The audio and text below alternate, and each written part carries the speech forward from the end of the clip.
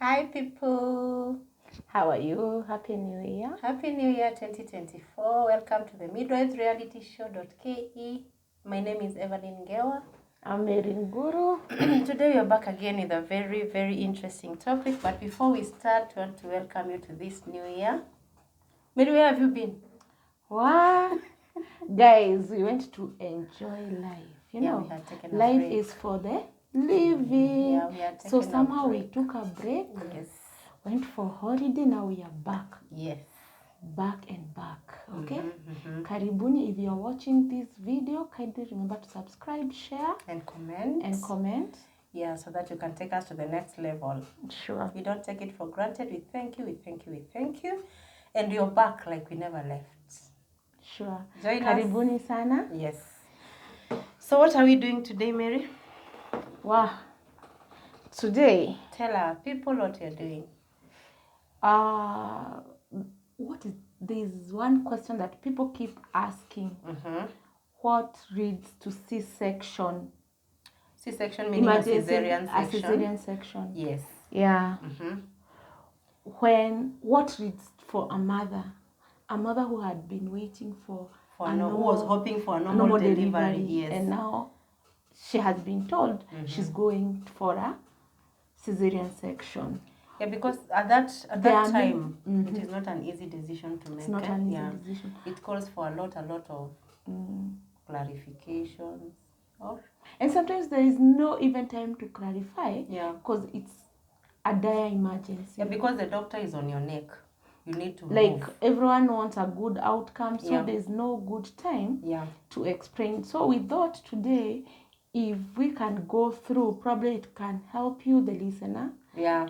You are relative to a pregnant mother. Yes. You are the one who is pregnant. Your cousin, your friends. You must have somebody around you. So probably you can also help them understand. Yeah. And also invite them to our channel. And even to those who had delivered with a cesarean section, you make them understand and why they had to go. There are so many who keep saying it wasn't so clear why they had a C-section. Yeah, so today we are making it clear for you that why you had to go. Yeah, try to juggle around your mind and see probably why your doctor said we rush for a cesarean section. Yeah. So we may not exhaust the whole topic. It's a very wide topic, but we'll touch the important points to make you understand why is it important to go for a cesarean section. And at that particular point, that if you had hoped for a vaginal delivery. Yeah. And you remember we had done a topic on an elective CS.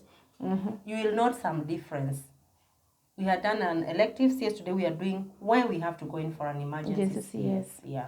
Hi guys, look at my natural hair. Hair. Wow, I've always been braiding. Yeah. Now from holiday, we are back. We are back, guys. Yeah. So you're welcome. So we are doing the reasons that make us go for a cesarean section. Emergency cesarean section. So you are here, you had come maybe for induction of labor, you came maybe in labor, and then things take a different turn.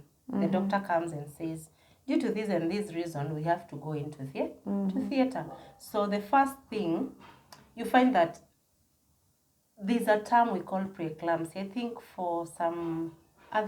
in some other topics you have really talked about preeclampsia at large. So everybody understands preeclampsia, but for those who are new, preeclampsia means high blood pressure in pregnancy. That will change the mother's state or the mother's health state. So preeclampsia, but in this point it will depend with the severity. There are some mothers with preeclampsia who are also allowed to do a vaginal delivery. But in this case, for a mother to go in for an emergency CS, it has to be severe. The state of the mother has to be alive. Yeah, has been compromised by the disease. Exactly. Or we are expecting a premature birth. Yeah. A baby who is small, maybe the eclampsia has taken toll on the mother's body. Yeah. To an extent, maybe you are just past 28 weeks. Yeah. And we can't go ahead. This is a baby who you don't want to put under so much pressure. Yes. The mother now can only deliver through a cesarean section. Emergency cesarean section. Yeah. All the BPs are becoming uncontrollable. Even if we are term. Yeah. It has to be an emergency cesarean section. So maybe you want to tell me, for somebody who has preeclampsia, before the emergency CS, you have to do something we call a conservative management. Yes. Depending on the severity. So you have to try and control the blood pressure. If it doesn't go down or it doesn't become stable, then you're going for an emergency cesarean section. Another point on preeclampsia?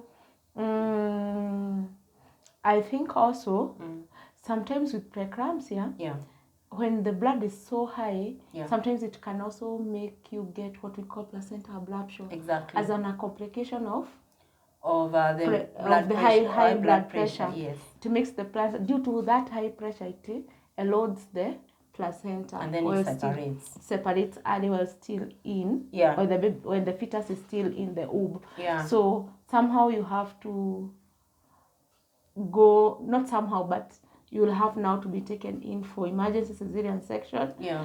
Due to placental abruption.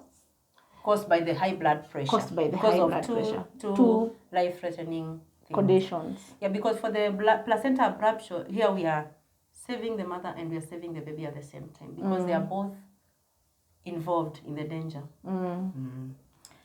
Having done that, the next point will be maybe the mother, there's a problem with the cord, the umbilical cord. Why do we need to go in for an emergency CS if we have noted that the umbilical cord has an issue? The reason is the umbilical cord is what gives the baby blood, oxygen, and food. Yeah, the most vital things that a human being needs to survive. Evelyn, just pause a bit. I get our baby. Then we come, I show and demonstrate to them what an umbilical. Yeah, so our baby Nana is in the video, guys. Here. Say hi to the viewers. She's attached to her placenta. This is the cord. So guys, we were talking about how cord can cause a mother go for an emergency CS. Just assuming baby Nana is in the womb. Yes. This cord can go around the neck, tighten. Have you seen? As the baby is trying to move down. Yeah. And the placenta is attached on the womb up here. So as the labor comes, pushes baby Nana down, the cord tightens. So when you're doing the fetal heart rate, or when you're checking the heart rate of the baby, what will you find? There will definitely be a low heart rate. Yeah, what do you term as a low heart rate? A bradycardia. Yeah, which is heart rate below? That heart rate below 110. Below 110. Beats per minute. Yeah, or you find the heart rate is quite rapid. It's above 170 beats per minute. Yes. That is what we call, in other words, we call tachycardia, fetal tachycardia. Yes. So, if not that, the water can break. And the cord decides to come fast. Yeah. This condition we had talked in the previous videos as an obstetric emergency. We call it cord prolapse. Yeah. Whereby this is the presenting part. It is a cord prolapse when the water has broken. Yes. But when the water is still intact, we call it the cord presentation. Ahead of the head is called a cord presentation. Yeah. But now when it becomes a dire, this is when most of people will tell you, I was just told to lie on my force. Yeah. And everyone was running helter-skelter. Exactly. Because if you get a contraction and this cord is there, and it is pushed down by a contraction, we cut the supply of blood. We cut off the supply of blood and even the oxygen. And the oxygen to the baby. To the baby. So this is a dire emergency. Yeah. Sometimes, sorry guys, we are not even able to give you into details. Yeah. we run to save the baby. Exactly, to save this the one baby. We run to save the baby. This is a matter of minutes, and then you will find that in such a situation, even protocols are never followed. For as long as this baby is out of the womb, yes, that is all what we want. All what you want. The baby out, because it's a danger. It's a great danger to the baby. Yeah, so that's it about the cord. Yeah. What other thing? It can be around the neck. It can be around the neck. It can be around the body. Or even on the hand and leg. And not always that the cord means danger. Yeah. It only means danger, especially the one that is around the leg, the neck. Yeah. It only means danger when it affects the heart rate. The heart rate of the baby, the blood supply. You can still have a normal delivery as long as it doesn't affect the heart rate of the baby. You know, nowadays, guys, you're going for ultrasound, you're told there's a cord around the neck. Yeah. But when you come, you go to the labor ward, you find everything is normal. It can be around, yes, but not tight and not affecting the heart rate. The heart rate. Yeah. It only supposed to be a danger when it is affecting the heart rate. And it is presenting. And when it is presenting. And the cord and the water has broken. And the water has broken. Yes. Yes. For a presentation, we can do an elective CS. But for a cord prolapse, it's a definite emergency dire CS. Emergency CS. Yeah, so another thing is when we have a big baby. A big baby will maybe be bigger than the mother's pelvis. Eh? Yes. Yeah. And when we talk of big babies, guys, what can be big to Evelyn can be small to Mary. Yes. As much as we look the same size. Guys, we look of the same size. No, I'm bigger. Yeah? So this is our pelvic brim, you remember? Yeah. And those who are new, we understand our channel is growing each day. Yeah. If you have joined us, we are on midwiverealityshow.ke. Yes. Kindly remember to subscribe, share and comment. Today we are dealing with why go for an emergency CS. What will make you be rushed into theater for an emergency CS? Yeah. So, Evelyn is saying a big baby. Yeah. Big, we consider a big baby in proportion to your pelvic brim. Yeah. A 2 kg baby can be big for her.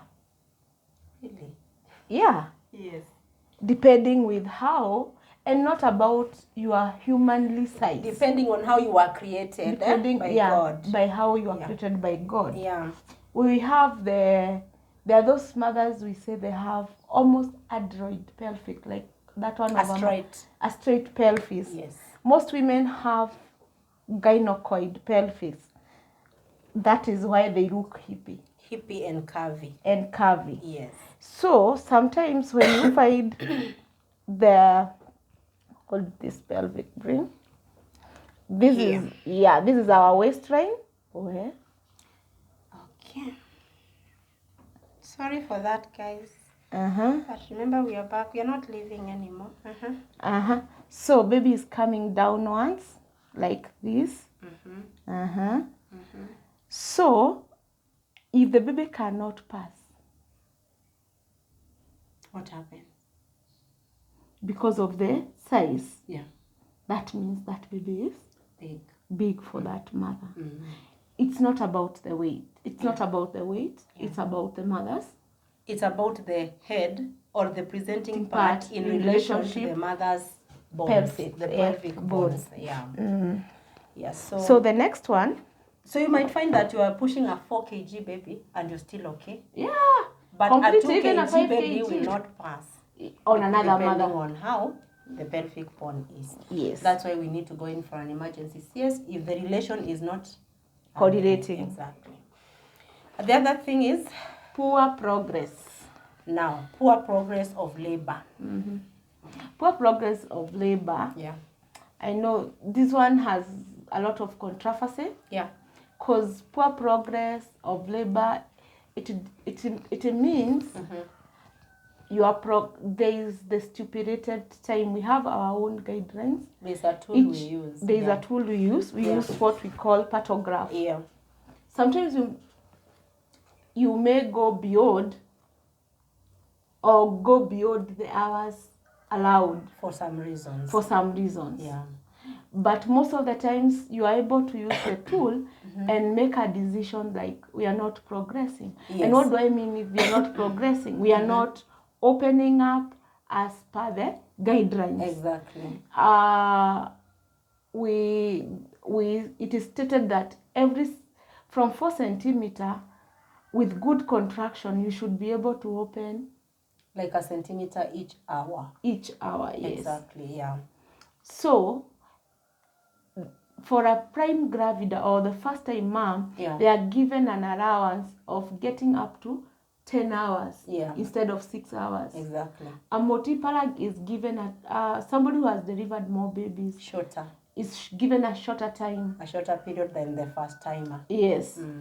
So this is where probably you are not directing as per the guidelines. Yes. Or as per the tool which is guiding the midwife for the health practitioner. Yeah.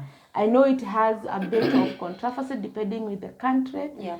But here in Kenya, we follow that. We follow that guideline, yeah. And it's normally revised most of the time. We find that this was like this the previous years, and today it reads a different thing. Although depending it is all working towards the goodness of both the mother and the baby. Yeah. So once we follow that tool and we feel like you've taken too long, instead of waiting that your baby gets into danger or maybe you get into problems, it's good to act. Yeah, it's good to act. What are we looking forward for? A healthy mother and a healthy baby. A healthy baby. Yes. Yeah. So now we had talked about a bradycardia. We had talked about a tachycardia when we were dealing with a cord. So that is what we call a fetal distress. A fetal distress is when the baby is not totally coping with labor or totally coping with the situation inside the uterus. So when we normally check that, there are some things we use, some equipment we use to check on the baby inside the uterus. For example, for those who are working in places where they cannot get a fetal monitor to attach or to auscultate the fetus heart rate, we normally do the manual listening. Yeah, the fetoscope. The fetoscope. The one that you listen and then you count the beats of the baby's heart. Then now in most of the developed hospitals, you can maybe find the machines which will give you the heartbeat louder. So when you check on that and you get maybe the heart rate is not normal, then that is a total, definite fetal distress, and it warrants an emergency. Yes. Also, you can have a fetal distress. Another way of defining a fetal distress is when the water breaks. Yeah. You find we have meconium. Yeah. I know people will say with post-date also you can get meconium. Exactly. But why am I getting meconium? It's because I'm not coping inside. What is meconium? The green water coming out of?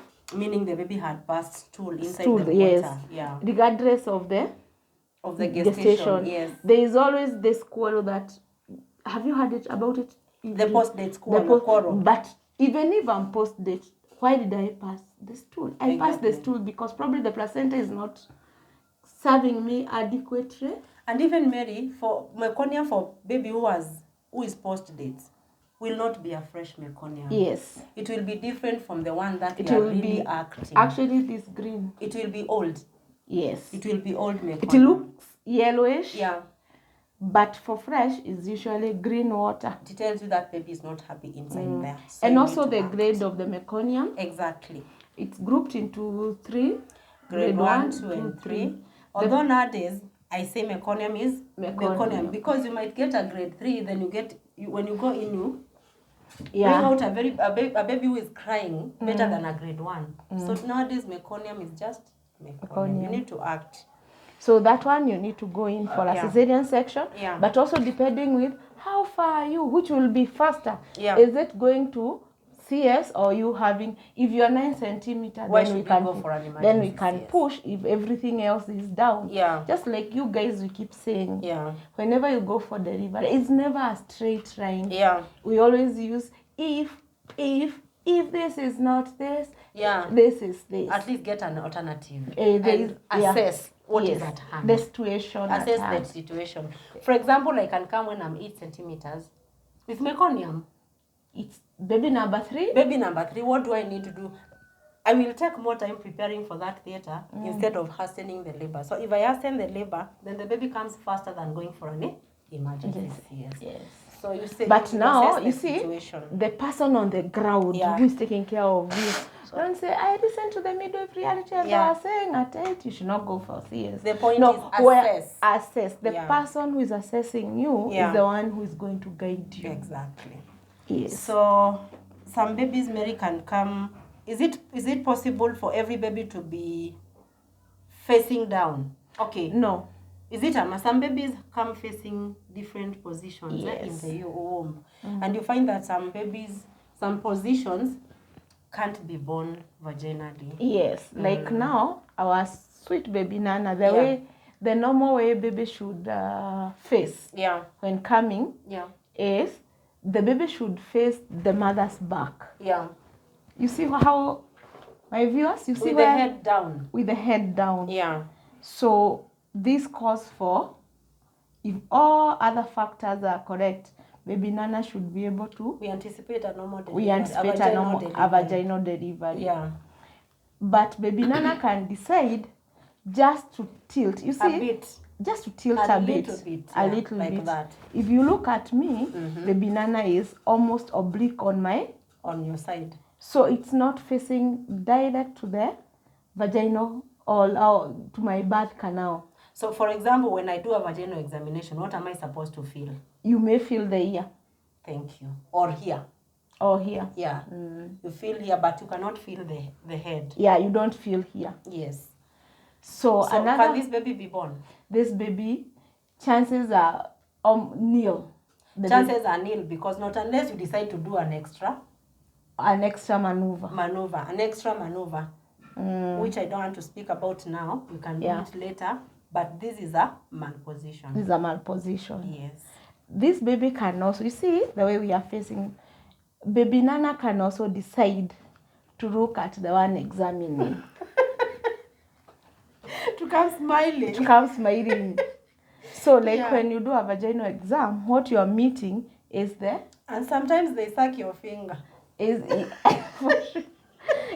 the mouth, the nose. And when they are born, if actually the person who didn't feel the first time, the second time, this one you can only tell when now you're a bit advanced in labor and the cervix is more open. Yeah. Because the first time, if you're like 2, I may not feel. Yeah. I may not be able to tell. But when you're about 4 and above, somehow you are able to tell. This is the phase that is coming. It's a funny position. It's a funny position. Yeah. This means this baby cannot come out. This diameter is so wide. Yeah, I wanted you to talk about the diameter because if they can give birth to this one, why not this? But the diameter is so wide. Yeah. For us. Yeah. So this one is out. This is emergency CS. So that most of the times our babies number 2. Yeah. Our babies are born with swollen lips. Yeah.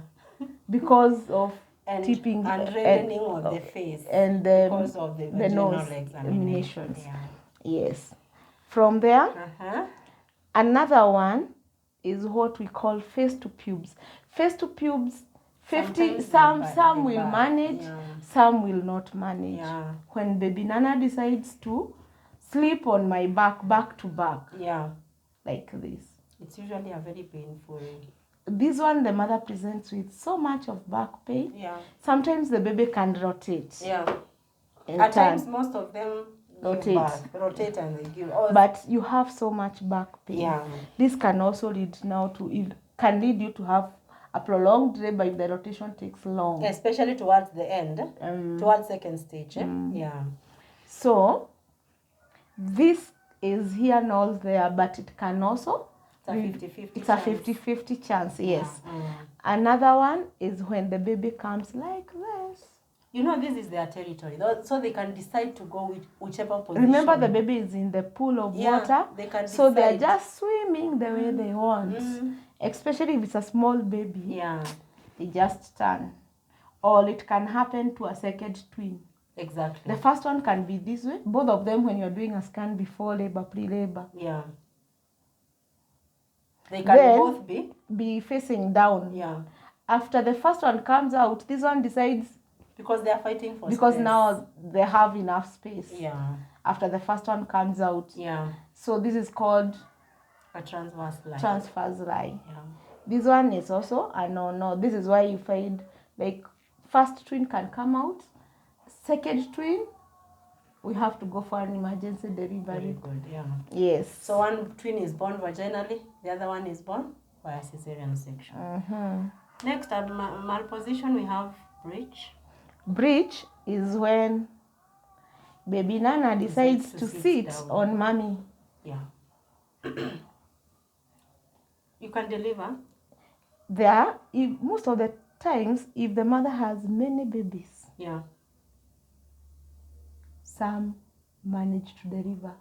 But nowadays, because once the baby is, the body comes out.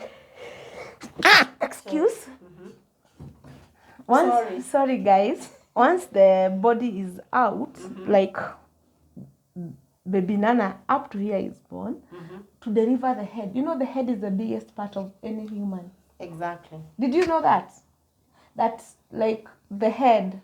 Even when you are like, when we were small and we used to pass through the small... It's because you can maneuver your shoulders but maneuvering the head you can't maneuver the head. Yeah. So, the same way with the baby. So, yes, you can deliver breech normally, but it's not really advisable. There's a point I want to put across. For a mother, for a first-time mother who is in breech presentation, do not dare. Do not try. There's no even a multiple, unless the labor starts and goes very fast. Yeah, but you know, for a first timer, you've not done the assessment of the pelvis. You don't know how big this baby is, and she has never delivered again. There is risk for his head getting stuck inside. And it's a very difficult thing. I don't want to think about a procedure I saw, so it is not good to risk. Just let's say, by the way, there was a procedure I saw. I don't want to talk in the channel. Yeah. I was a student, up to date. I've never forgotten. Personally, I have never forgotten. I also have never forgotten. So, a mother walked in, legs hanging. I was in a public hospital. Yeah. Legs hanging, head refused to come out. It is a very it's a very traumatizing thing. Yeah. That's a discussion for another day. Yeah, so having said that, so we say that breech presentation is a malposition. If you can't maneuver, don't. Let's have a baby safe. Yeah. Guys, all what we are looking out for is we want a safe baby. Yeah. A safe, not just a baby. And a mother. It's quality baby with good quality of life. Yeah. Okay. Yeah, so the next point will be the placenta problems. We had touched a bit on the placenta issues. Not a bit. The placenta abruptio. We talked, even in our previous video. Yeah. There's one we did about placenta previa and abruptio. Yeah. So if you go back to our videos, you'll understand what we mean by placenta issues. Placenta abruptio is whereby the placenta detaches before the baby is born.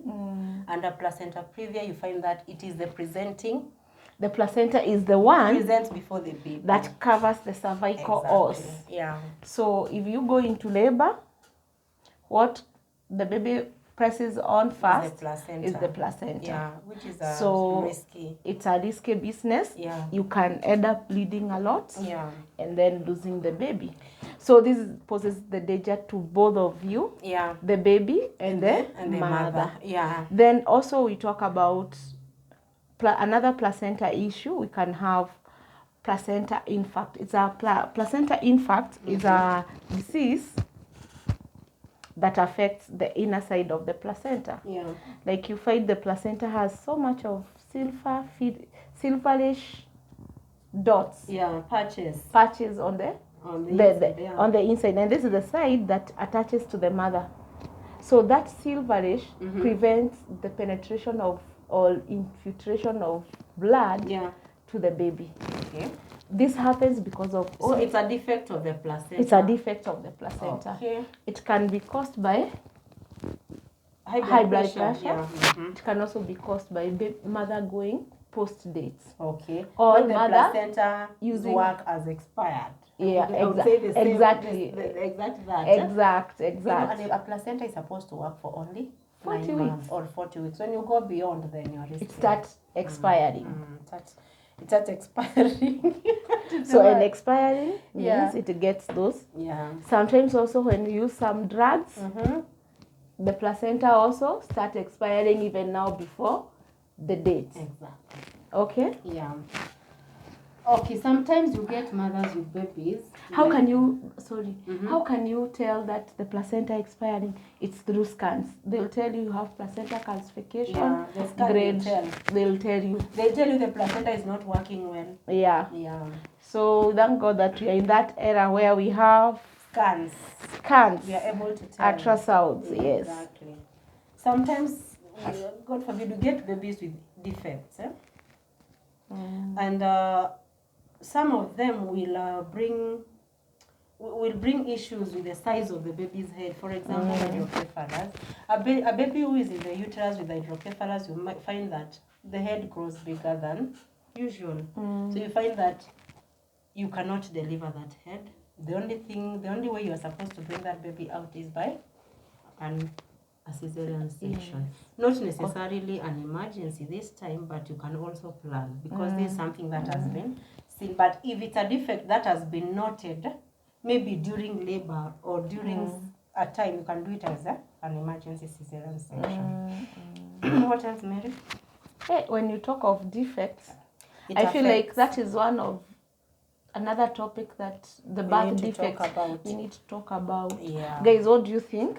Yeah, it can be devastating. Because you see, this is something that you have not planned. Yeah. But it has happened. Do you think it is good we talk about it in our next video? Please tell us. Birth defects. Like you didn't create, but it has our happened. Maker just decided to give us a baby with some birth defects. It has happened to so many of our mothers. Yeah, and they've walked through the journey. Yeah, why not? They've come out strong. It happens. So we are still on the MIDWIVES reality show, guys, talking about why we need to go in for an emergency CS. Maybe you were saying something? Yeah. How do you feel? What is your thought on our topic today? Kindly comment. Yeah, and you share. Yeah. So the next point will be, is our mother fit for that emergency, for that labor? Okay. The other point is, if the mother has come in labor and has like 2 previous scar. Yeah. Previous scar means a scar on the uterus.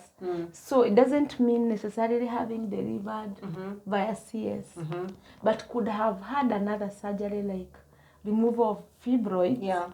Myomectomy, which we call myomectomy. It's also a scar. Yeah. So we are talking scar on the uterus. Yeah. Is she safe to have what we call a vaginal delivery? If she's in labor, that one you have to rush for an emergency CS. Because 2 scars is a no. Why? There's a risk for rupture. There's a risk for rupture. Remember, when I do a cesarean section, the next time I'm coming to do a cesarean section, I'll come through the same cut. So yeah, you can easily get ruptured. So it's a risk. Going for a normal trial labor with the 2 previous scars, it's like you're taking a risk. Okay? Yeah, so the other point, and I think it will be our last point, it is the multiple pregnancy. Multiple pregnancy. I would take it like this. Nowadays, it's good that we have noted, or we have known about the IVF conception.